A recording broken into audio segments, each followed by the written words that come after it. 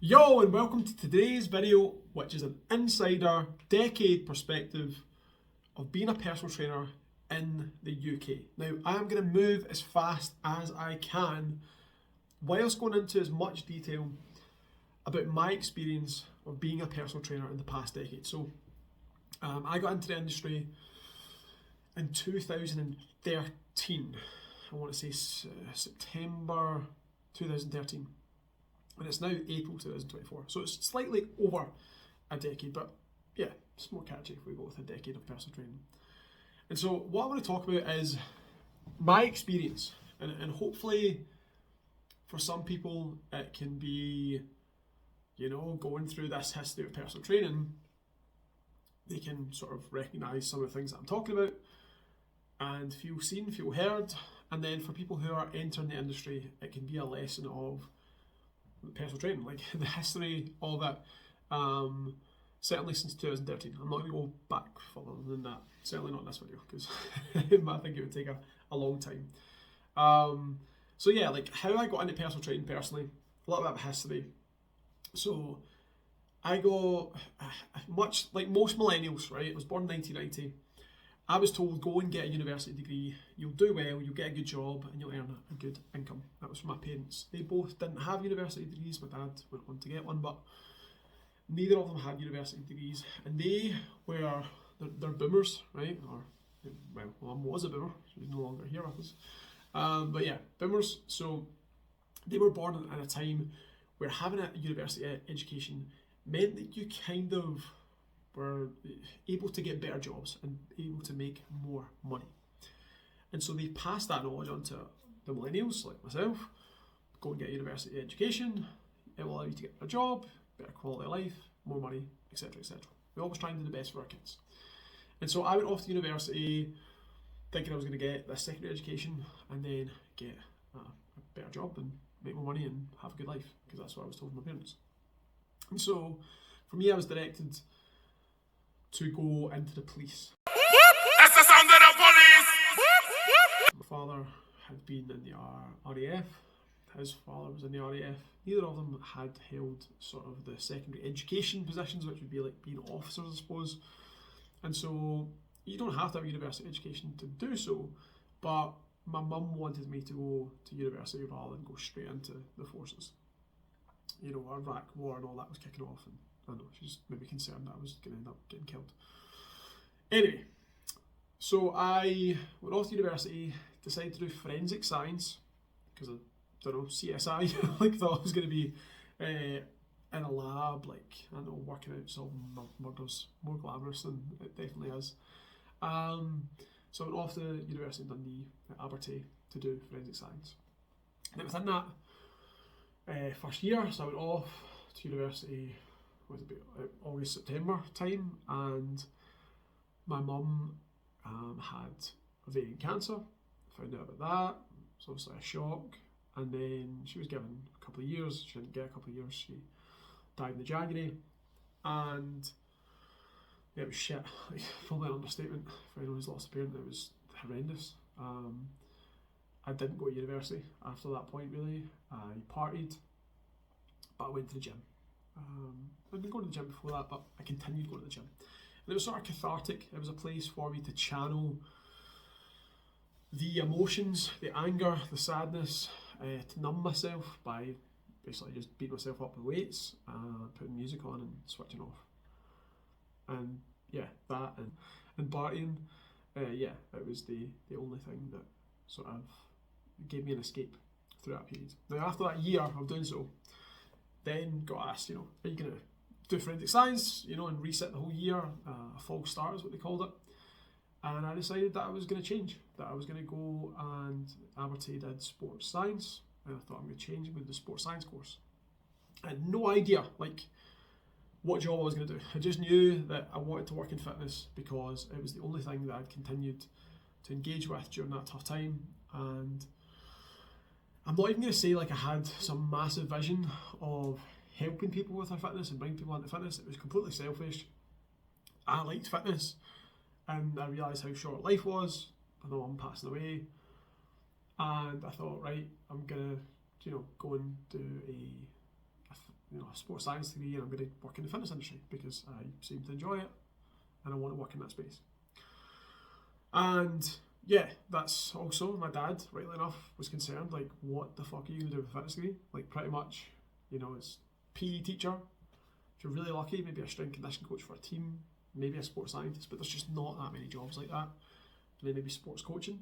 But, you know, there's not a huge amount of secure work for someone with a sports science degree. And so, I didn't care. I just knew that I wanted to work in fitness. And so I went off, did my sports science degree, and I finished that. And then, you know, I started noticing when I was doing it that people made money being personal trainers. And when I then came up with this idea, the backlash I received from family friends was that, like, that's not a real job. Like, you know, it's a kind of hobby. It's a part-time job.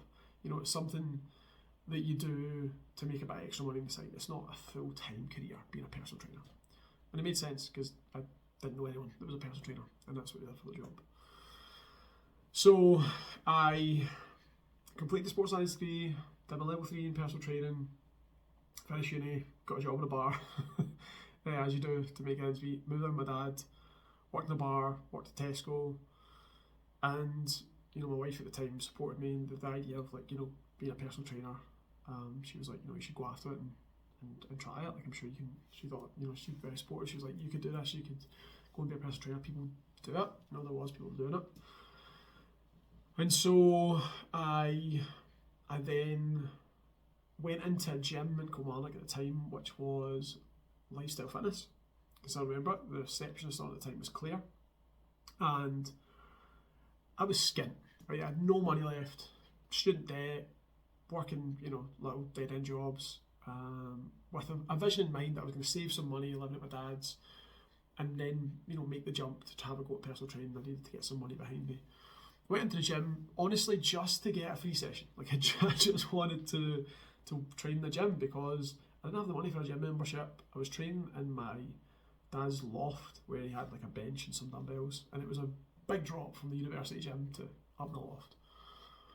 So I went in, and she was like, you know, you're going to have to do a gym induction, you need to know how to do this equipment. And I'm like, well, I'm like, come on, check these qualifications out, right?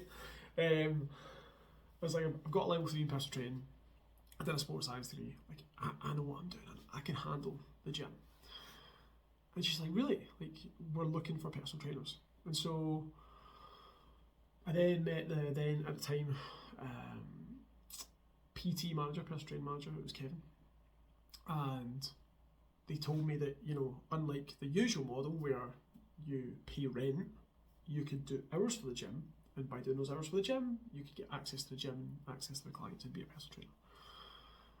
And seeing someone like Kevin who looked like he was doing alright for himself, he had a nice car, nice watch, and was, I believe, in his late 20s, maybe he was in his 30s, it made me think, oh, this is doable. Yeah, I can be a personal trainer and I can make money in this industry and I can have it as a career.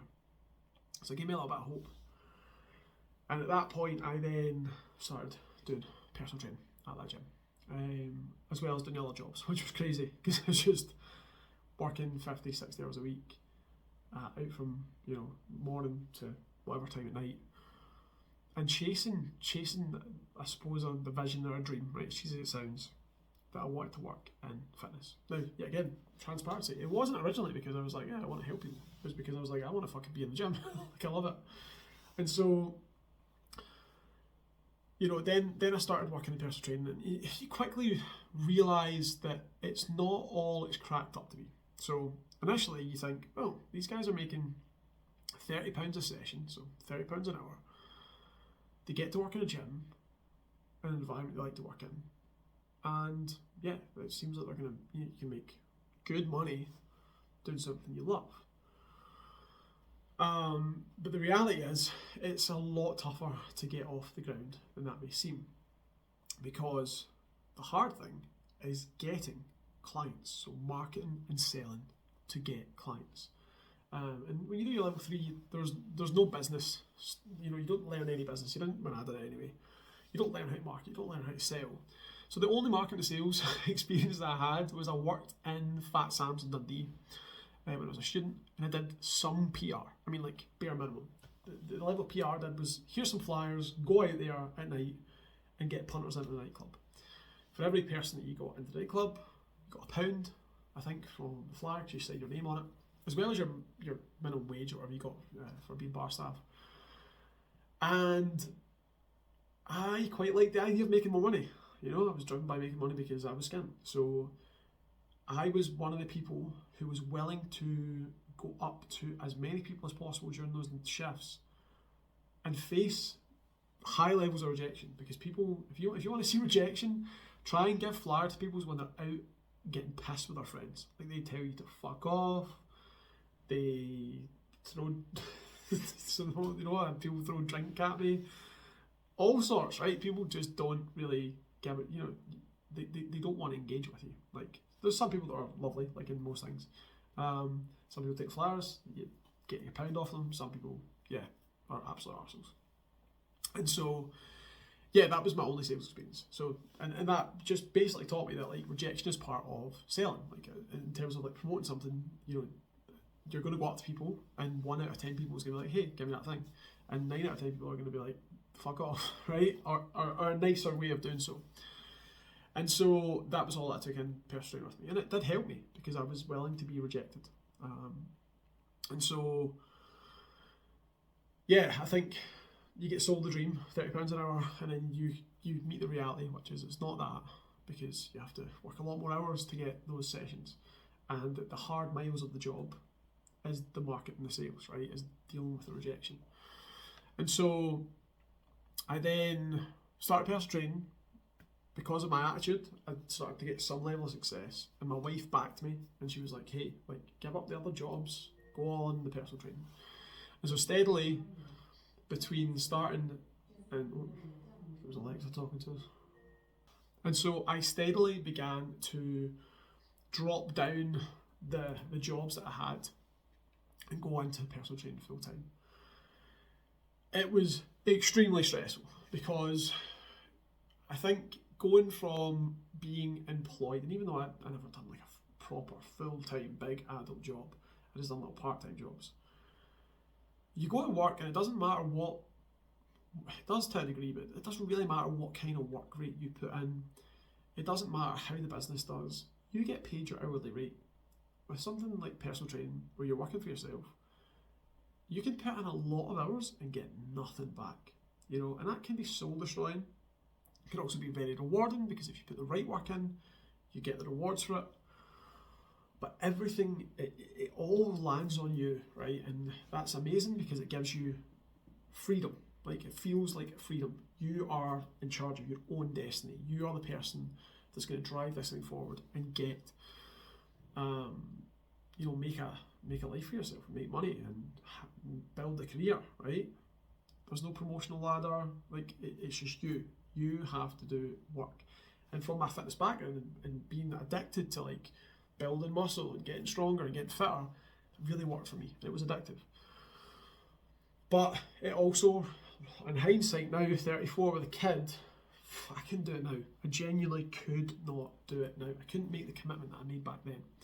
But I could make that commitment because I didn't have those things and I was so passionate. I still am so passionate, but you need the passion and the ability to commit. I think I needed that, right? Maybe not everyone needs it, but I needed that to get what I wanted. And in return for the freedom, now it's an illusion of freedom, I'm not going to lie to you, it is an illusion of freedom because you still have to serve your clients, you still have to serve the market, and they become your boss. But for that illusion of freedom, the price of admission is uncertainty, right? Not knowing how much you're going to make this month, not knowing if you're going to get more clients, not knowing what clients are going to leave, and it's hard on your mental health, you know? It's still hard on my mental, even a decade on, like it's hard on my mental health running a business that I've got now. I'm somewhat accustomed to it. I would say it's, you know, I've been in the boat, right, in fitness and being a personal trainer to an extent for over a decade. So I kind of can see the waves, I can understand the ocean of personal training a lot more. But even then, it still can be tough. And so, yeah, I suppose that the first two things I'd like to go over is passion is so important if you want to work in personal training industry, because you will have to work harder than you would work in your normal job, right, for less rewards for periods of time. And so you need passion. You need to have something that's driving you into it. For me, it was love of the gym. And then beyond that, it became love of helping people. It became love of an addiction to the results that people got. People changed their bodies, people changed their lives, and I was part of that. I got to get in their boat with them and help them grow and help them to try and transform their lives. And I still get to do that today. And that became addictive, and that became the driving force of me. And that gave me a passion to turn up to work and be the best personal trainer that I could possibly be. The other thing is that if you go into self-employment, if you start a business, the admission fee is uncertainty. There are going to be levels of uncertainty. You have to be able to cope with that uncertainty. There's certain different factors that can help you cope. One, having less responsibilities was something that helped me cope. I didn't have any kids. I didn't have huge overheads. I didn't have a mortgage. Had an old banged up Corsa that, was given to me by my now father-in-law. I didn't have any car payments. I just didn't have huge amounts of commitments. And so if I didn't make a huge amount of money, it was cool. I could survive, right? And I lived with my dad for a period of time as well before I moved out. So I had a roof over my head. That helps mitigate it. Secondly, having money. I didn't have money, right? I didn't have money behind me. I think maybe I had £1,000. I saved up £1,000 from my jobs, and then I dived into it. I couldn't do it now, 34, but second kid in the way, there's no fucking way I could do it, right? Dive in and do something like this. Maybe I could use my pension, to draw out and go for the rest there, but it just seems so risky now. So youth was on my side and the lack of responsibilities on my side. I think you have to have some level of certainty and security to back you. I had my wife as well, my new wife, she was my girlfriend, and she backed me. That was huge, right? So you need a secure backbone if you're going to start a business, especially something like personal training, in my opinion, in my experience. Now, I'd like to educate you on when I started in the industry in 2013, what the landscape was for fitness in the gyms in general. So what you had was, it was post-financial crisis, so post-2008. I think the world was a little bit more hard up because of that. And so you kind of, in fitness, you had health suites, you had your budget gyms, which you've always kind of had, and you had council gyms. 2013 saw the rise of the budget gym, okay?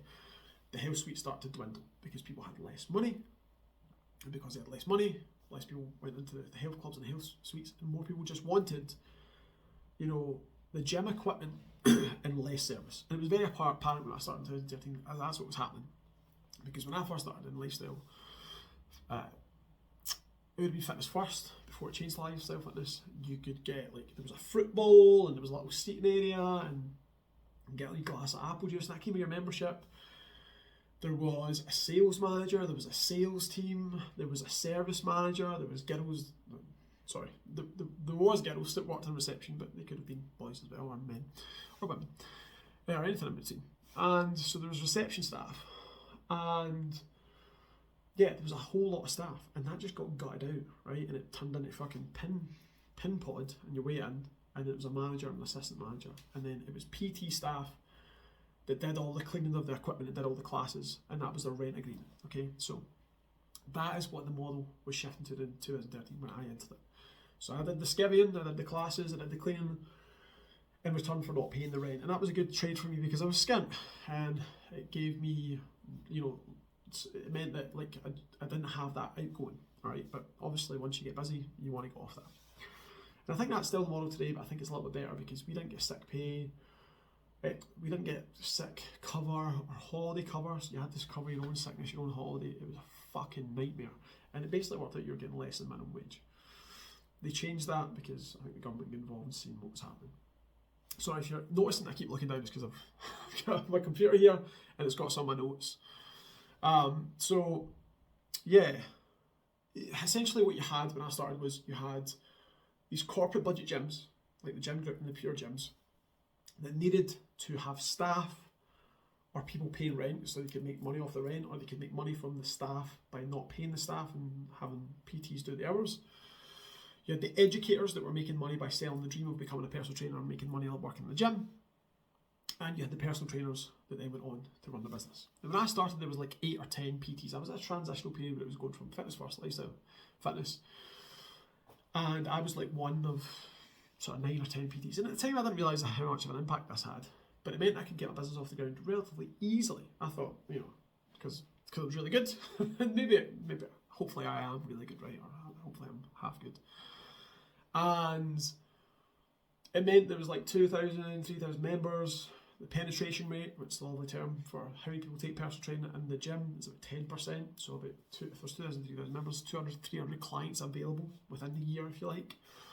Between 10 PTs, there's 20, 30 clients each. So that's quite nice, right? You're in a position. And usually what happens is like some PTs get more than that, and some people get less, but let's just say the average was like 20, 25 clients that you could have if you done the right work in the gym. But then, just like all fucking profit-driven businesses, the gyms get greedy. The educators get greedy. Oh, I can make money by educating these PTs. Let's get more PTs and educate more. Let's go into partnership with the gyms and let's flood the gyms with the PTs. And then the gyms steadily started going to the point where they had 20, 25 PTs, and there's, you know, not more members, or not hugely amounts, more members. And so you have people fighting over clients, and it just becomes so much more dog eat dog, and it's so much more difficult for people to get off the ground, and it becomes a revolving door. And that's what I experienced between 2013 and 2015, 2016, right? So the lesson that I would like to make for there is, now when I look at things, I often think, who's making money? Right? It's like a common law that I follow now. I think, who's making money? Because unfortunately it's what the world revolves around, and when you figure that out, sometimes you can make better informed decisions, you know. In hindsight though, if I knew that, maybe I wouldn't have started being a personal trainer. So I don't know, like, I think I had a hell of a lot of luck, and I think that's a huge part of what's kept me here for the past decade, is a bit of luck. And yeah, I could argue I've worked hard, but I don't know. So yeah, then it's sort of from 2013 to 2015, 2016, I managed to get a personal training business off the ground. I just wanted to be like the top PTs, quotation mark, top PTs in my gym who were busy, and they were doing like 30 plus sessions a week. That's like a gold standard, right? Now, in hindsight, a full-time PT to me is someone who does 25 sessions, one-to-one sessions a week, because of all the back-end work that you have. For every 1 hour of personal training you do, you have about an hour in the back end, marketing, sales, admin, holidays, sick pay, all that kind of stuff. So that's why you've got to, like, 2013, I mean, we should be charging £30 an hour.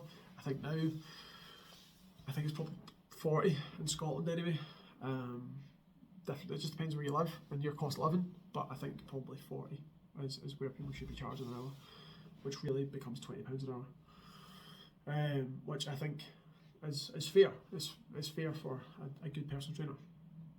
So, and yeah, again, like with how you tax and do everything else, yeah, it never works out exactly what you think it's going to be. It's always a slightly less, just the joys of running a business and the uncertainty. So 2015, 16, so from 2013, 2015, 16, I managed to get some level of success as a one-to-one personal trainer. My peak, you know, I got to doing like 40 sessions, the golden 40 sessions a week. And I sort of started to realise, you know, this thing that I'd been chasing all along was to get busy and be one of the top PTs in the gym. To be one of the bigger fish in the pond, if you like. And when I got there, I realised that it was cracked up to me, because when I actually looked at my own life, I realised I didn't see my friends very often. I didn't have strong relationships with my friends. I didn't have a strong relationship with my own family, my dad and stuff, because I'd never seen him. I didn't have a great relationship with my now wife. You know, it wasn't in the strongest spot it's been, which was kind of acceptable because we were trying to build our own careers at that time. And yeah, like it was like sliding doors. She was working shifts and we just never seen each other. And I was at the house PTing from like fucking 6 in the morning to 8 at night, Monday to Friday. I kept my weekends sacred, but sometimes she worked weekends, and it was tough. So I think everyone has to go through periods of that in their life, right? So I'm not crying about it, but it wasn't sustainable, right, was the main thing. Like, I got to this golden fucking vision of being the busy PT, and I just realised this camera's a little bit squint. Make it more squint. So I got to this, probably now, I got to this place, right, where I wanted to be, and realised it wasn't always cracked up to be. And I'm not going to lie, like, yes, I made good money. I think good money depends on the context and which you come from. I come from a working class background where my parents never really enjoyed the jobs that they did, and never, in their eyes particularly, said that they made great money. And so I was making more money than my parents had made on their own, doing something that I enjoyed and was passionate about. But I was working all the time, 60 hours a week. My head was never out of work, which was fine because I was passionate and I loved it. But then I started to think, I want to get married to my girlfriend, my new wife. I want to have kids. And I started to realise, like, this is not going to fucking work. Like, I can't work like this and have a family. It wouldn't be fair on them. And so I then started looking to social media, because there was the sort of fitness gurus started popping up, and there was people kind of doing the online coaching thing, and there was people that did like group training, and there was just people that had their own gyms. And I started looking like, what's the route out of this? Like, what's the route out of doing these crazy hours, making a decent living, but not having any time? Because I was, money rich.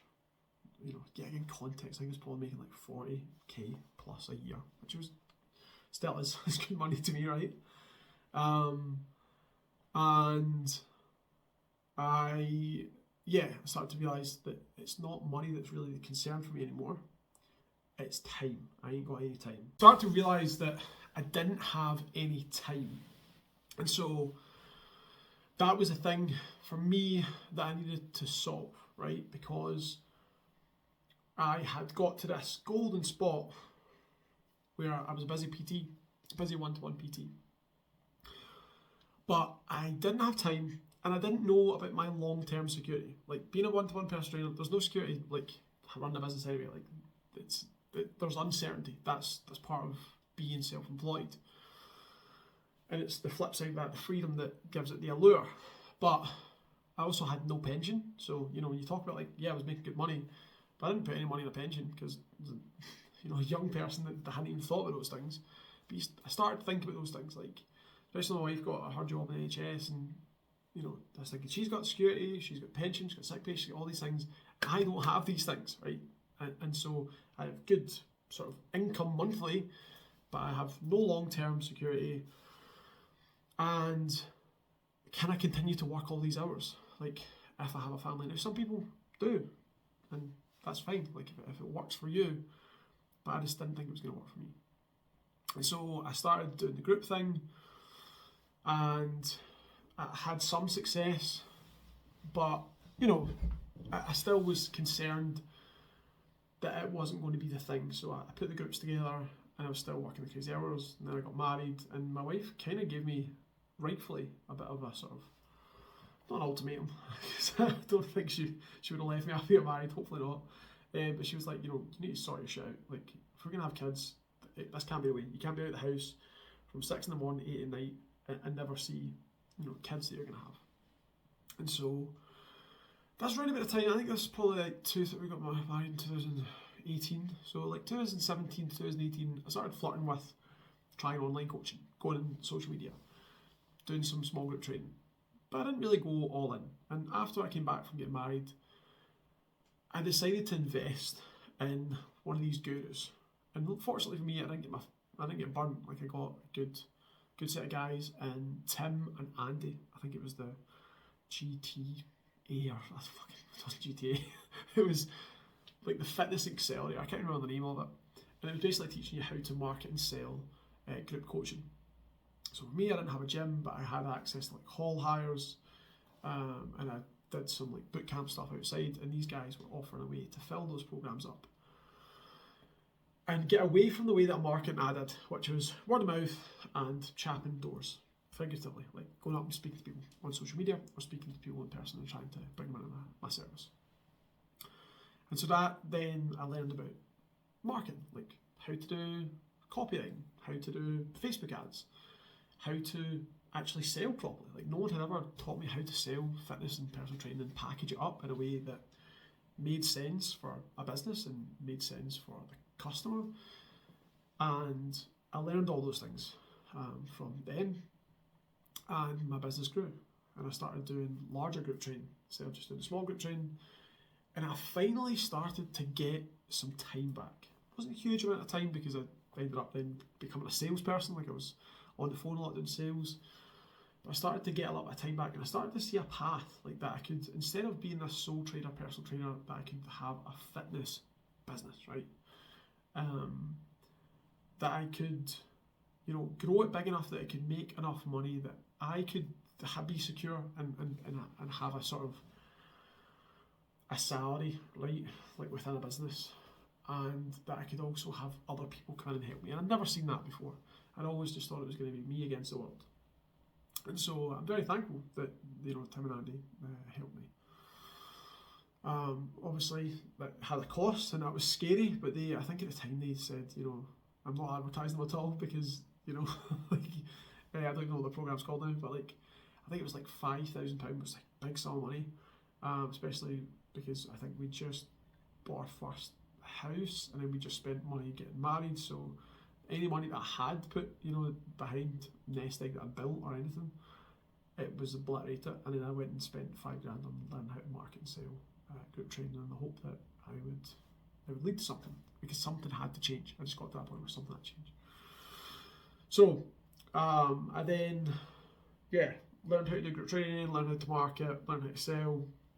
I then began to sort of give a little bit of my work out. So I brought on a coach to come and help with doing the sessions. And then steadily grew. Then I brought on someone to help to sell, right?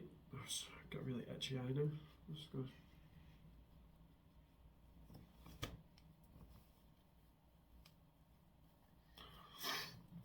Apologies, it is hay fever season. And my eye is now going to be red for the rest of this video and itching. But we'll work through it. Jesus. Oh, want to start? Yeah, so I then got sort of help Mark with the sales part side of things, and then I stopped having to do I would be still doing one-to-one personal training, still doing groups and stuff, and I'd be driving up the road, not holding up the phone, hands-free obviously, make a call, make a sale on the way up the road, it was insane, it's just crazy, but it's just the thing to do when you're trying to build a business. And I think around about that time, what I learned was that I was a stubborn fucker. And I just thought because I had a sports science degree and because I was so passionate, because I knew so much more, in my opinion, right, in my fucking egotistical opinion, I knew so much more about fitness. What the fuck could anyone teach me about personal training? Because I knew fitness, I knew sports science, I knew more than most personal trainers, right? I was a bit elitist. Behind the scenes, I wasn't outwardly being a dick, being I'm fucking better than you. But I think some part of me did. And so I didn't think I needed any help. But what I realised is I had no fucking business skills, no marketing, sales skills, none of that. I just had a passion for fitness, was willing to chat more doors than the average person, and yeah, that's how I got quite lucky, right, starting when I did. And so I then started to learn the business skills. I wish I'd learned them earlier, but you live and you learn. And my business started to grow, and I think the lesson I could learn from that period was that if you have a B grade service, right, service is really important, so not a C, like a B, above average level service, you then need to go and learn how to market and sell. Because if you just keep improving your service, unfortunately with personal training, the service will not sell itself, right? You have to get out and you have to market and sell it. It's the hard miles of the job, it's getting new clients and acquiring them. And I was just, I blamed myself there because I was so elitist about, hey, I'm going to do the best service, I'm going to be the best PT, but I wasn't the best business owner. And at the end of the day, you've got to get paid and you've got to see it as a business, or you will not be in personal training for a decade or over a decade. So, this eye's kicking off. So, yeah, I managed to build the business a little bit, have some freelancers, and get some success doing the group training. And that allowed me to have more time with friends, more time with family, more time at home, and see a pathway for which I can have a business and have a family at the same time. And then Evie was born in September 2019, and of course, COVID-19, right? Falling period for all of us, where all the best laid intentions got fucking destroyed, and anyone in personal training at the time had to suddenly become an online coach, like whether you liked it or not, because if you didn't become an online coach, your business was going to get burned to the ground. And we successfully did that. We managed to pivot. We did the whole Zoom thing, Zoom classes and nutrition check-ins, and I'd kind of had a little flirt with online training, but it wasn't really for me at the time. And we went, fully onto group online personal training during COVID, and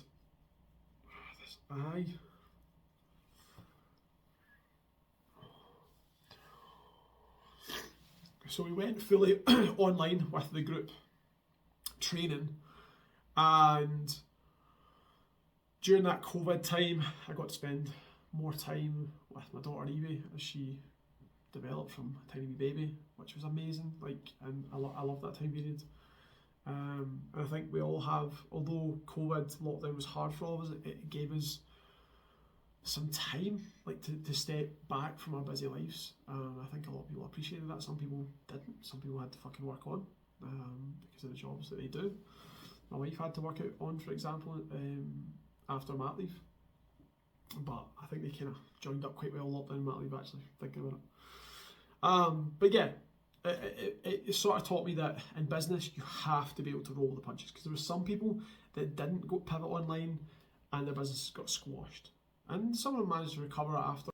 COVID is hopefully a once in a lifetime sort of event, or was, but in business there's going to be sucker punches like your business.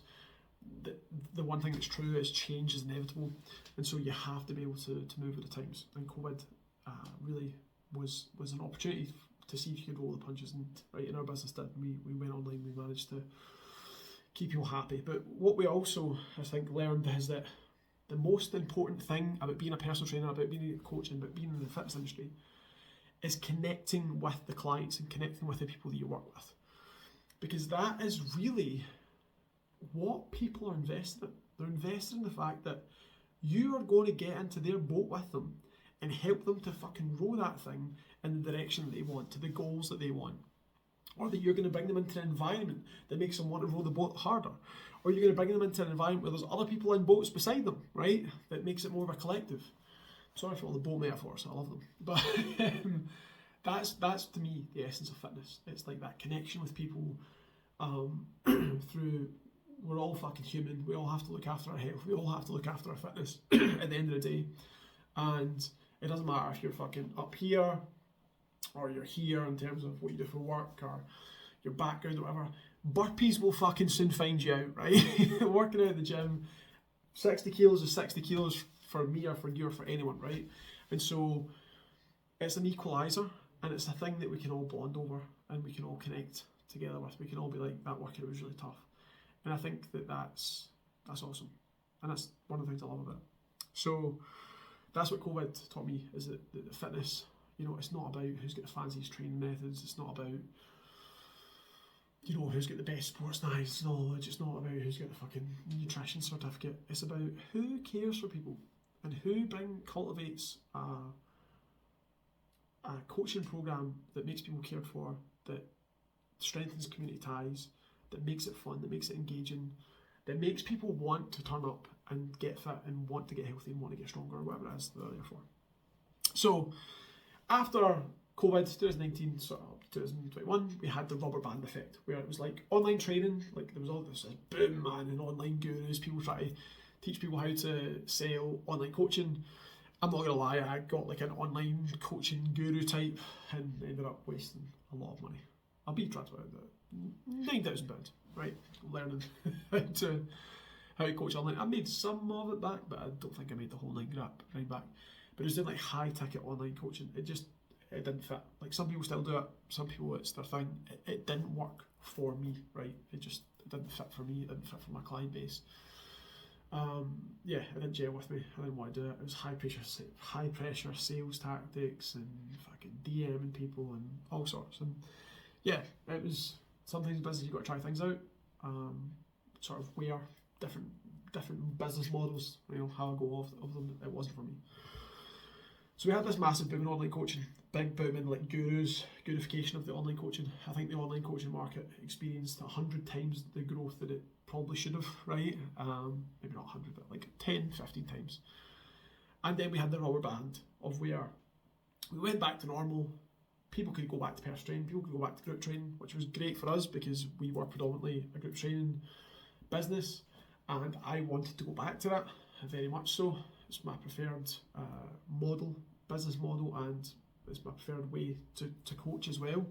So we went back to that, and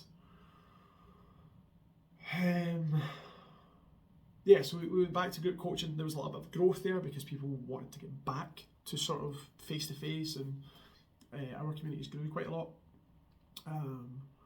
We also, like, I'd mainly just done group training in one location, and sort of over that time period between there and now, I've expanded to 3 locations, which was very stressful. It continues to be very stressful, but that's not important for this. So, yeah, I think the impact of COVID, and after COVID, we had the online coaching boom, then we had a rubber band back to in-person coaching, and now we have more of a split market where we have, I think, a minority of people that like remote and online coaching, a growing minority, should we say, and then we have the bigger market, which is people who do in-person training, group training, or go to like a specialist gym, like a CrossFit gym or something like that, where they kind of get coaching and gym access at the same time. So I think that's kind of where we got to. And then around about 2022, up to now, present time 2024, where we're at in the market is there's been a cost of living crisis. Continues to be a cost of living crisis caused by the war in Ukraine, caused by the mass printing of money, because we had to print a lot of money and give that money out to businesses, to people. Obviously, money tends to flow up the way, unfortunately, so it goes out the hands of the people that need it to buy the necessities, and it goes up into the wealthy asset owners. Another rant entirely, but yeah, we had inflation, right? So the price of everything, all the demand that was pent up, got released. The price of things went up, price of energy went up, and what we've seen, and I'll hopefully be able to put this in the video. I will, right? Because but I've got a little graph here. It'll be on the video. So what we experienced is the peak of the personal training market was around about 2020, right? So there's 722.6 million spent on personal training in the UK.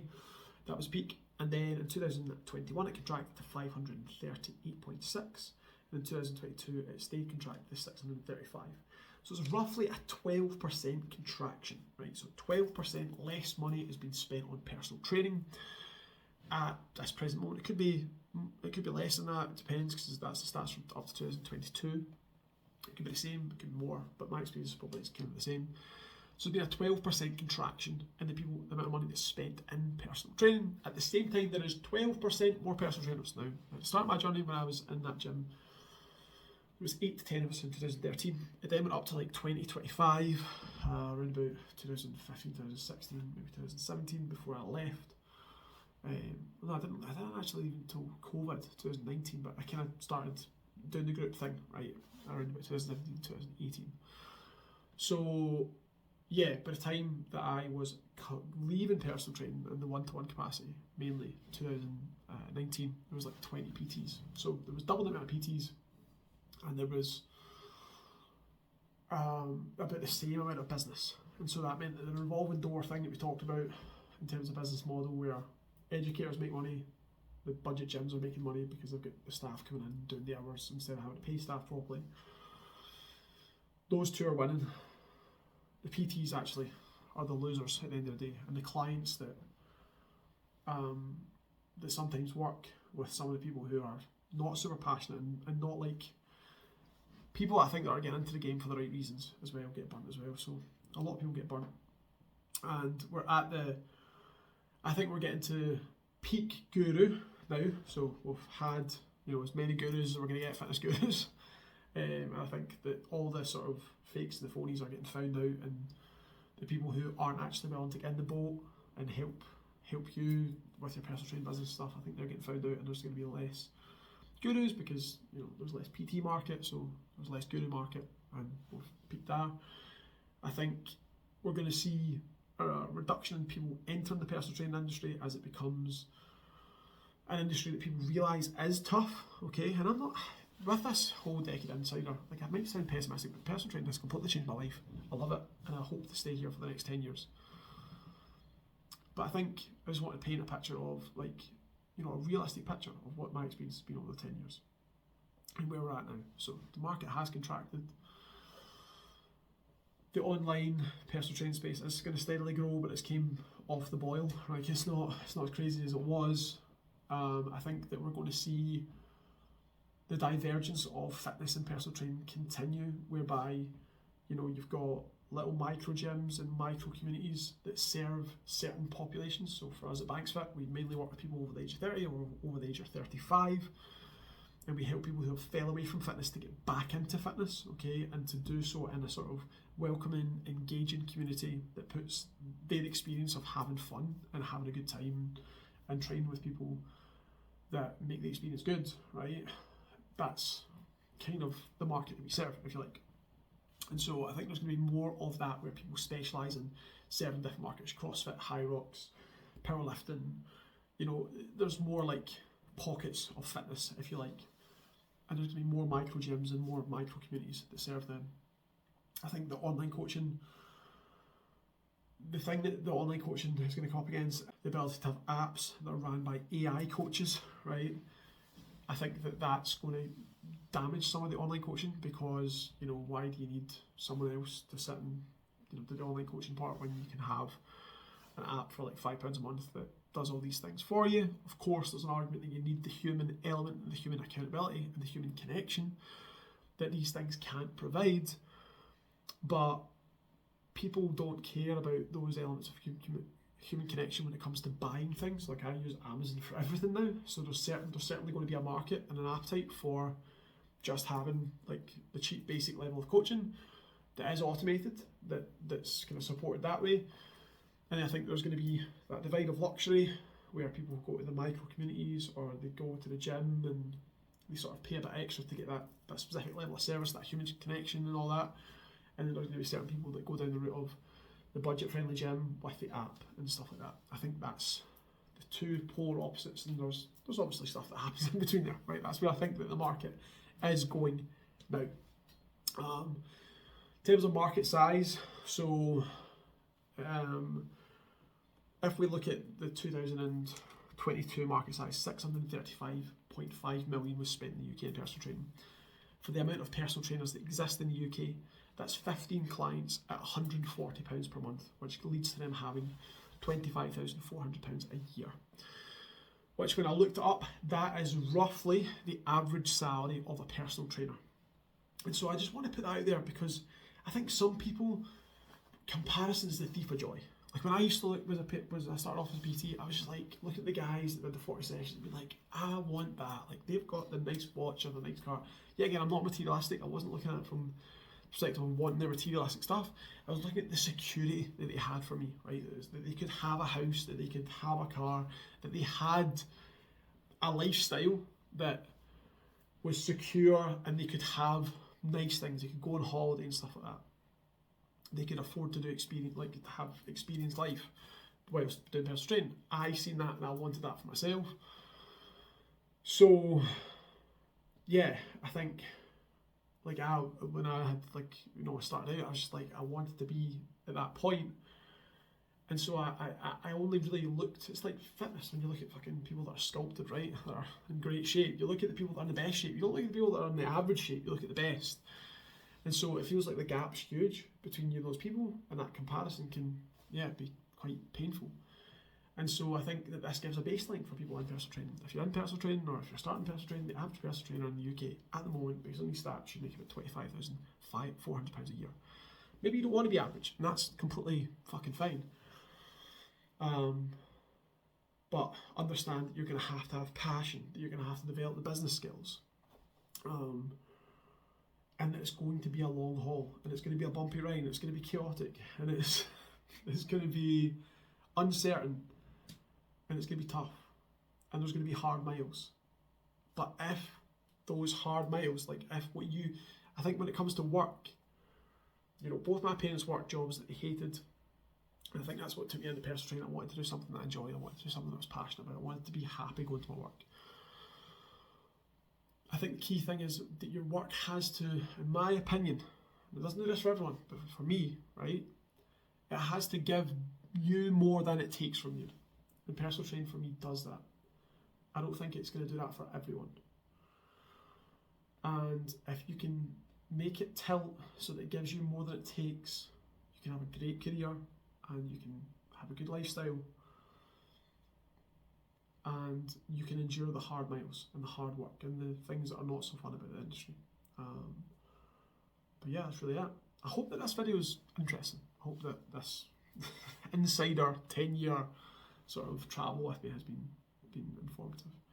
And if this content, if you like this content, then make sure to like the video, make sure to hit the subscribe, maybe pop something in the comment about your experience. Feel free to debate me on some shit. But yeah, I think my sort of projection now for the short term is that personal training will become a tougher industry to get into as there's more established players like myself. There's more established people that have little small gyms and small communities. It means that there's the market is almost becoming more mature, and it's a bit like if there's a bakery in the town, and then you open up a bakery next to it. There's not more bakery clients, it's just there's the same amount of demand, but you've now got two bakeries, and can those two bakeries sustain themselves? I don't know why I'm using bakeries, but that's what I'm going with. Personal training, that's kind of the same. There's more established players, and so people coming in are going to find it more difficult. Doesn't mean don't come into it, it just means it's going to be tougher. I think we've reached Guru Peak. I think that hopefully we're going to have less fucking charlatans with Lambos trying to sell you on how to become a millionaire overnight as a personal trainer. And yeah, I thought to wrap this video up, if you're in the industry, and you are passionate and you care about your clients, fucking keep at it. And I wish you every success. If you're entering the industry, it's a fucking amazing career to be in, but understand the pitfalls and the downfalls, and try and learn the business skills quicker than I did. And yeah, in the moderate term, I think we will see more automated sort of AI based coaching, but I think that ultimately we will still have the need for coaches, the need for human connection. I think that people will want to join those communities because in our tech bloated world where we're fucking spending more time than ever on screens, and really we're all just starving for some levels of social connection, some levels of care, accountability, a nod, a shared experience. I think that fitness will continue to be a platform for that. So, like the video if you like the video, subscribe for more, and I'll catch you all in my next video. Catch you there. Ciao!